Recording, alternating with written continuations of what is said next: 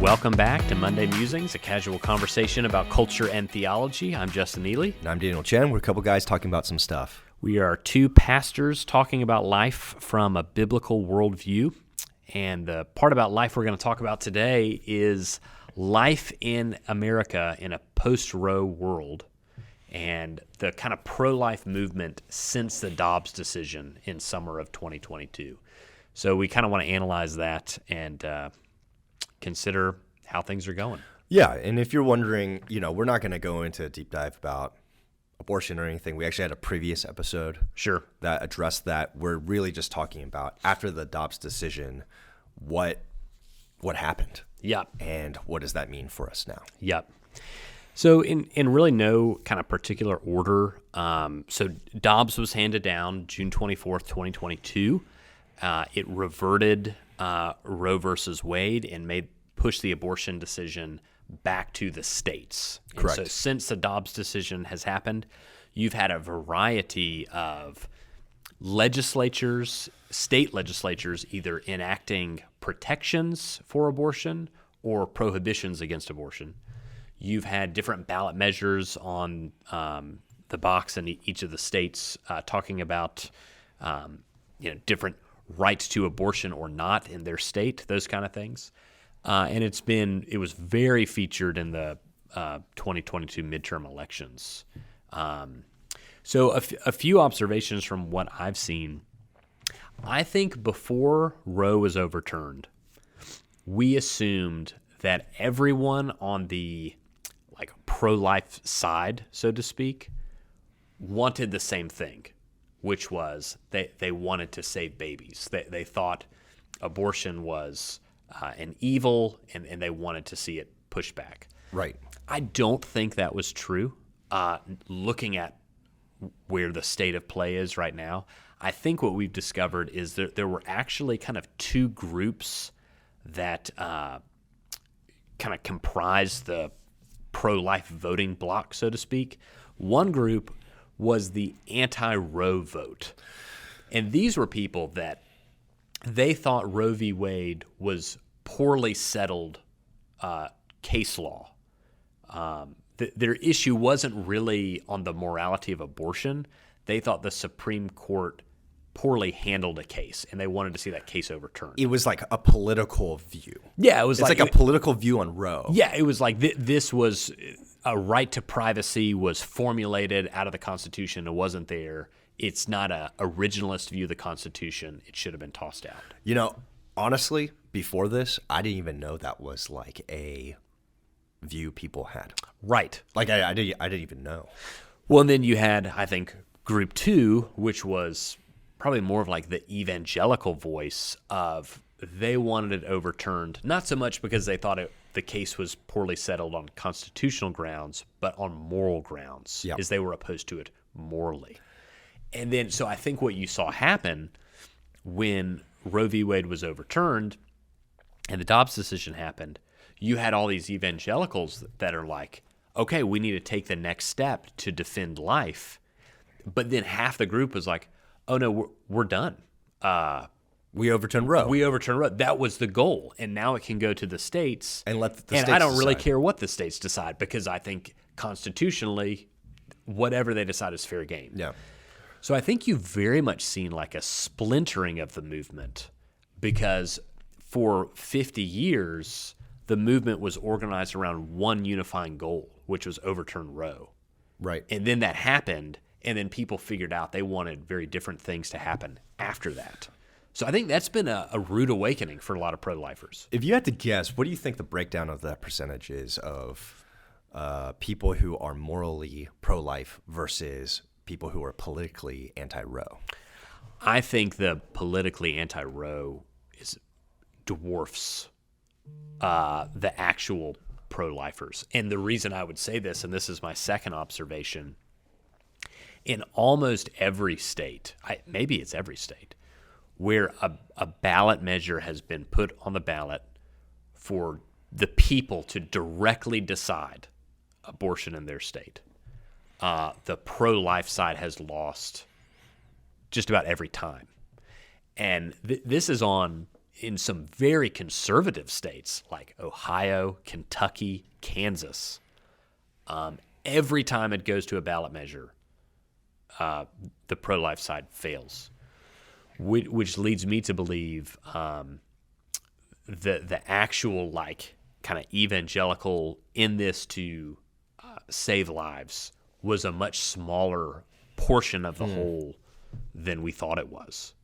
It's interesting because I don't personally know anyone that was like anti-Roe for like all the pro-life people I know is from a moral perspective. Sure.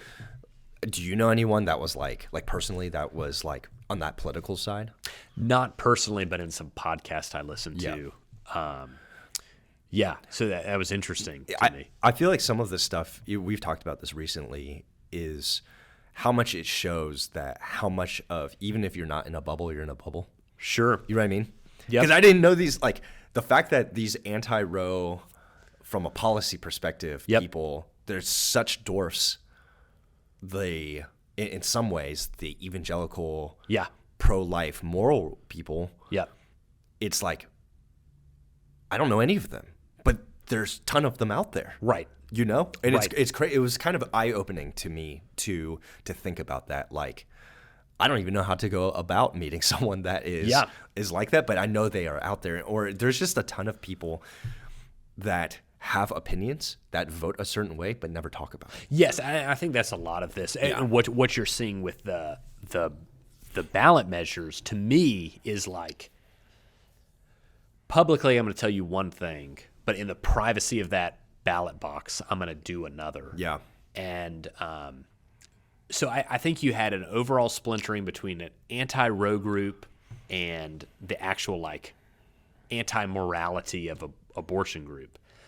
Within that second group, I think there's another splintering that has happened between incrementalist and abolitionist. Yeah. And this has been, especially in evangelical circles, fairly contentious if you followed it over the last 2 years. So incrementalists are people that are saying, look, the only way you can make progress is slow progress. Right. So we're talking baby steps. Right. So if that means, the Roe was, I think 22 weeks was the kind of limit under Roe. Now Roe's not here. If we could get a 15-week ban, that would be awesome. And even we'd be fine to include exceptions for rape, incest, life of the mother, because that's what's like publicly digestible. And so we need to take the win and slowly move on. Whereas the abolitionist is like all or nothing. Abortion needs to be totally banned, 100%. And anything less than that is actually sinful compromise. And so these two groups, which were working together under the overturn Roe, are now at each other's throats. And that just doesn't seem helpful in some ways. That doesn't seem like it seems like the movement is so splintered. It's hard to see like a reasonable path forward. In a lot of ways. It's a house honestly. divided. It's very much a house divided. How would you? I know we're guessing numbers. This is not like we did not get statistics from anywhere. I just want to hear your opinion. Yeah. How would you split the abolitionist versus incrementalist in terms of even amongst, let's say, Christians? Yeah. So I think the abolitionists are a very small percentage that are very loud. Because even within the Southern Baptist Convention, which, you may disagree with my assessment here, but is one of the more conservative denominations in the country. Almost every SBC and abolitionist resolution will come up, and if my memory is correct, they're usually defeated. And the ERLC has consistently, the Ethics and Religious Liberties Commission, which is like the public policy arm of the SBC, has you mean the IRC? The IRC consistently taken a incrementalist approach. Yeah. And some people would criticize that, but I think it is very much the minority. Yeah. But yeah, I think the pro-life movement was kind of caught unawares on the Dobbs decision, which is too bad because we had like a month of a leak, Yeah. And the 2022 midterms, you could feel the Republicans are like, groping around in the darkness trying to figure out, how do I talk about this issue? Yeah. They didn't know how to talk about it. It was almost like the conservative side talked so much about overturning Roe, but never thought it would actually happen. Right. Yeah. And some would say that the Republican establishment always kind of winked and nodded to that fact of like, we're not really going to do anything. And some would argue that's actually how you got like a Donald Trump in office, is the base of the party wanted something done. The establishment said they were going to do something, but it was a wink and a nod, but not really. Yeah. And that led to some resentment that built up over time. Yeah. That's what some people would say. But, yeah, I think there's... Man, that might have been the first mention of Trump we've had in a long time. Yes. Hey, but guess what? Guess what's coming 2024 soon? 2024 is coming soon, guys. There's only one way to react to it, and it's that big sigh you just gave. Yeah. Oh, man. But so I think that the pro-life movement has to find itself again, in a sense. I think there's... But how? I know, and that's what's hard, is the splintering of the movement, and then there was kind of the assumption going into this year's off-year election, Glenn Youngkin in Virginia, they thought he had come up with the quote, compromise position, which was 15 weeks, exceptions for rape, incest, life of the mother. And he couldn't flip the Virginia legislature to Republican, and so it won't happen. The Ohio measure enshrined abortion as a right into the Ohio Constitution, and so flipped it's a red state, Republican governor. They had an abortion ban on the books. The new law that was passed by the citizens, amendment of the Constitution, therefore counteracted the law that was put in place. So you've had a lot of that. So I have felt, frankly, kind of a depression a little bit on like where's the pro-life movement going, and but then last week there was some good news that came out from a variety of sources that said basically they did an analysis of what happened since the Dobbs decision, and there were 32,000 additional births that I don't know how they estimate this, but that they estimated would not have been born if it weren't for the overturning of Roe. Praise God, 32,000 lives. Yeah, and there's two ways to look at that, right? One is, I think, the right way to look at it, the way you responded, which is like, man, that's 32,000 human beings created in God's image. Yeah. Praise God for that. The other way to look at it is, that's not as much as I thought it would. It's a small percentage of the total abortions happening. Yeah. But I just think of like, and I'll be honest, I had both reactions. Yeah. So. Yeah, I just think like, wow, what if one of those 32,000 like cures cancer? Right. I mean, think of all the lives that'll be impacted because these babies were born. Yeah. So I think it goes to show that and every life is valuable. Every life matters. If one life is priceless, you have 32,000 priceless lives. How do you even measure that worth that has been born, that would have been killed? Right. So true. So I think the pro-life movement has a long way to go. And I think as I've like processed all of the ballot failures and a lot of the election failures on the pro-life side, the thing that I've come to is like the pro-life movement really has a long way to go. I think a lot farther than we thought about convincing hearts and minds on the preciousness of life. Yeah. And that is not something you can coerce. Right. That is something, I think the ERLC had something where it was like, we want to live in a world that values life so much that abortion is just unimaginable. Like more than the legal allowance of yes or no. The value for life is so high that we just couldn't imagine it. Right. You know?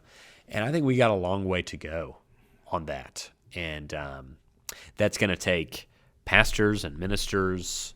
It's going to take doctors and politicians, and it's going to take everyone helping us see, the pastor helping us see life as precious from a biblical lens, the doctor help at that ultrasound, what a miracle is inside of you right now. Yeah. Politicians advocating for care for life. And I do think one thing that I think the pro-life movement will be better off if it adopts a whole life strategy. So yes, we want to care for life before birth in the womb. That's a very vulnerable piece. We also want to care for any kind of vulnerable life and be maybe more vocal on some of that. Yeah. I think you can fall into the assumption that if you're going to do that, you necessarily have to adopt XYZ policies. I don't think that's necessarily true. Right. But a whole life approach where we're showing that we value life from womb to tomb in every kind of way. We want to treat life as precious wherever we find it. I think will be helpful. But a lot of convincing left to do, I'm afraid. What do you think? Yeah, I think it's interesting. I feel like the kind of pro-choice target has moved a lot. So it's like it used to be, what was the thing Democrats used to say in the 90s? Safe, rare, and legal. Yeah. Yeah. And then it was like, well, it's not even a life until, that's moved to birth, heartbeat, whatever you want to say. Yeah. Now that science has kind of proven that that's kind of life at conception and kind of science has kind of agreed on that. Sure. It's moved to the women's rights. It keeps changing, right? Yep. The argument keeps changing, and I think it would not do well. I think we need to understand those arguments, but just arguing over those things isn't helpful. Yeah. I love what you said about stating that our point of view, which is life, people, even babies in the womb, carry the Imago Dei. Yeah. And they have value and worth. Right. And people after they're born are made in the Imago Dei. They have value and worth as well. Yep. Let us treat all people that's true. Yeah. And so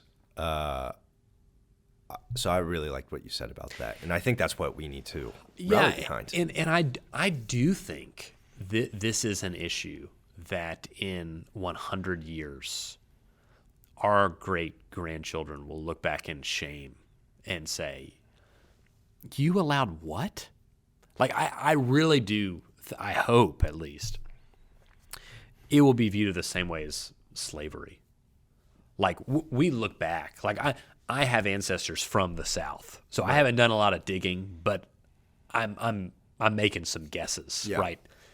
And that just the thought of owning another human being is just so beyond my capacity. I can't even wrap my brain around it's horrific that you allowed that, And that's the thing, right? Even if slavery in the United States was legal today, it would never happen because it's so beyond our conscience. Even if it was legally allowed, we would never let it happen. We would never stand for it today, right? Because it's it doesn't even matter what the law is. We would say that's a line we're not going to cross. We never go there. We're ashamed and amazed that previous generations could. Right. You know? I hope and pray it will be like that with abortion. But that comes to the heart and mind issue of it. People have to get there with their hearts and minds, and eventually they bring that with them into the voting booth on specific policies. Yeah. And then they eventually bring that to their wallet as they help fund crisis pregnancy centers and different places to care for vulnerable mothers and children. Yeah. Yeah, I guess I have a little different view on it in terms of I hope that as well. Yeah. Maybe I just have a little less faith in people than you do. Yeah, sure. I feel like, I saw some statistics about, people give all these arguments about like rape, incest, life of the mother. Yeah. I have my own particular views on those that we won't get into, but sure. It's something like it's a huge percentage of people just do it for convenience. Right. Yes. It's like 80-something percent or something. Yeah. I need to look up the stat. I don't have it in front of me. It is. And what is that? It's selfishness. It's a heart, like sin in your heart problem. Yes. And I think the only solution is the gospel. Yeah. To change your heart to look to God instead of ourselves as our functional gods, and so I think a lot of ways just this comes down to a evangelism issue in some ways. Sure. Right? Like not even a evangelism of pro-life, evangelism of true life. The well gospel. Said. And I know if you're not a Christian listening to this, that's probably like super offensive, but we really believe in a holy God who cares about people. Yeah. And we as God's people want to care about people too. And if you have a high number of people getting abortions because it's more convenient. And convenient, I'm using broad term. It could be like this is a financial weight on me, or like a physical toll on me, whatever. Like I'm using a broad umbrella term, convenience here. But at the end of the day, it's still choosing my life over yours. Yeah. Right. And so,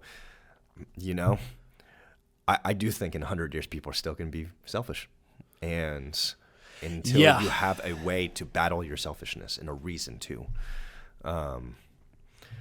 My hope is that, when Roe was decided in the 70s, just the technology available to know like what was going on in your body was so much less. Yeah. And every second, technology is expanding, and what you can see of your child at just a few weeks is astounding. That's true. Yeah. So that's my hope, is that as technology grows and as we learn more about, like, it's not a clump of cells. Yeah. And anyone who's ever had a miscarriage can tell you it's not a clump of cells. Yeah. My hope is that as that becomes more and more of a physical reality that we can see, that will affect things. But I think you're right. I mean, especially when you're dealing with that, and I've heard the 80% something too on just the convenience factor. It is, it's a depravity of the human heart kind of issue. Yeah, you're right. I'm hearing what you said in some ways, like, if you go back to our AI podcast, it's like as technology improves, if people's quality of life is improved by technology at like a consistent rate, and like we're getting into all these different things in terms of like, some people, like, I don't know, we might start getting, if machines start taking over all of the jobs, part of it is like maybe we get, universal income kind of thing. Sure. And then you don't have to give your baby because that's not an issue anymore. Right. And then also with the technology of seeing your baby, I don't know, it's hard to project out 100. What I'm saying, it's hard to project out 100 years a lot of how technology can save it, because on one hand, technology can, I don't know, make us all like Wall-E and slobs and stuff. And on the other hand, it could be like cancer is eliminated, and there's no more threat to mothers at all because medical technology has increased that much. It could be systems for adoption and stuff have been helped a lot, or like people are living in different types of communities, like on Mars or what. I don't know. Like, Yeah. I'm kind of joking about the Mars thing, but like, but maybe not. But maybe not. But we don't know what 100 years of technological advances can do for, like, saving lives. Yeah. And I think that's a lot your hope too, right? In Right. that it will actually head towards saving lives, where people are going to look back and go, "Oh, really? You couldn't save those lives?" Right. Yeah, I hope that too. Yep. So I just for if I could speak to the pro-life movement, I know the whole movement is listening to this podcast right now. I guess a few like exhortations going forward, and for Christians as well. How can you be live out the command in Scripture to love your neighbor, which includes your preborn neighbor. I think like value life, like whatever's in your sphere of influence, whatever vulnerable person is in your sphere of influence, the poor, the widow, the orphan, the single mom, find a way to show the preciousness of life in the circle that you have. That'd be number one thought. Number two, find a way to get out of your circle into vulnerable places. Right. Sometimes the problems that we have are we're so isolated from the hurt in the world that it's abstract. It's abstract, right? Yeah. So find a way to rub shoulders with people really suffering. Find a way to befriend or care for or walk alongside a mother who is considering an abortion. Like find ways to push past your bubble into the vulnerable places. Give of your time and of your treasure, your money, to helping support places that care for vulnerable people. I'd say don't lose heart. I feel like a lot of myself. I felt like I've lost heart a little bit over the last few months, like watching how anti-life our country seems to be. And I would say, the scriptures say don't grow weary in doing good. Mm-hmm. And so keep doing good. I'd say don't overvalue or undervalue what can happen in the ballot box. Yeah. Don't do either. I undervalued. Yes. I didn't think this change could ever happen. Right. 32,000. That's 32,000 lives. So, from 1 year. Yeah. So don't undervalue that. But the kingdom of God is not going to come on this earth through you electing a certain person or enacting a certain law. Yeah. So just hold that balance.